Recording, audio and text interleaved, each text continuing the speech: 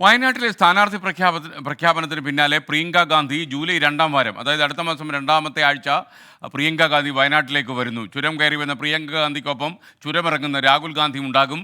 വിപുലമായ മണ്ഡല പര്യടനത്തിനും റോഡ് ഷോയ്ക്കുമൊക്കെ പാർട്ടിയുടെ തീരുമാനം വന്നു കഴിഞ്ഞു. ആർ രാധാകൃഷ്ണൻ വിശദാംശങ്ങളുമായി ഡൽഹിയിൽ നിന്ന് ചേരുന്നു. രാധാകൃഷ്ണൻ, പറയൂ, എന്തൊക്കെയാണ് വിവരങ്ങൾ?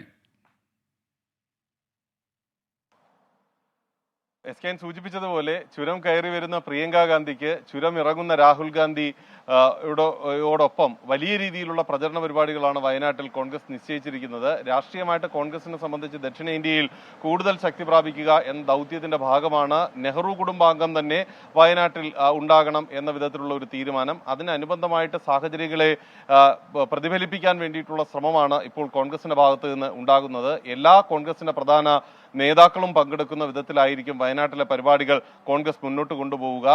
ഒരു 5 ലക്ഷത്തിൽ ഉപരിയായിട്ടുള്ള ഭൂരിപക്ഷം നേടി പ്രിയങ്ക ഗാന്ധിയുടെ കന്നി മത്സരത്തിൽ വിജയമുറപ്പിക്കുക എന്നുള്ളതാണ് കോൺഗ്രസിന്റെ തന്ത്രം. പ്രിയങ്കയുടെ വരവ് അതിഗംഭീരമാക്കാൻ വേണ്ടി കോൺഗ്രസ് ദേശീയ നേതൃത്വം ശ്രമിക്കുന്ന നടപടികളുടെ ഭാഗം കൂടിയായിട്ടാണ് ഈ പ്രിയങ്ക ഗാന്ധിയുടെ വയനാട്ടിലേക്കുള്ള വരവ് ആഘോഷപൂർണമാക്കി ഒരു ചരിത്രം സൃഷ്ടിക്കാൻ വേണ്ടിയിട്ട് കോൺഗ്രസ് ശ്രമിക്കുന്നത്. പ്രിയങ്ക ഗാന്ധി ജൂലൈ 2-ാം വാരത്തിൽ ഇപ്പോൾ വയനാട്ടിലെത്തും എന്നുള്ള വിവരമാണ് കോൺഗ്രസ് നൽകുന്നത്. അതിനുശേഷം സ്ഥിരമായിട്ട് പ്രചരണ പരിപാടികളിലൂടെ വയനാട്ടിൽ തുടരുകയും ലോക്സഭാ ഉപതെരഞ്ഞെടുപ്പിന്റെ ഭാഗമായിട്ട് നാമനിർദ്ദേശ പത്രിക സമർപ്പിക്കുകയും ചെയ്യുകയാണ് പ്രിയങ്ക ഗാന്ധിയുടെ ലക്ഷ്യം. എല്ലാ ഘട്ടത്തിലും രാഹുൽ ഗാന്ധി വയനാട് ഒഴിയുമെങ്കിലും എല്ലാ ഘട്ടത്തിലും പ്രിയങ്കയ്ക്കൊപ്പം രാഹുലും വയനാട്ടിൽ ഒരു നിത്യ സാന്നിധ്യമായിട്ട് തന്നെ നിലയുറപ്പിക്കും എന്നും കോൺഗ്രസ് വൃത്തങ്ങൾ വ്യക്തമാക്കുന്നുണ്ട്. SKN.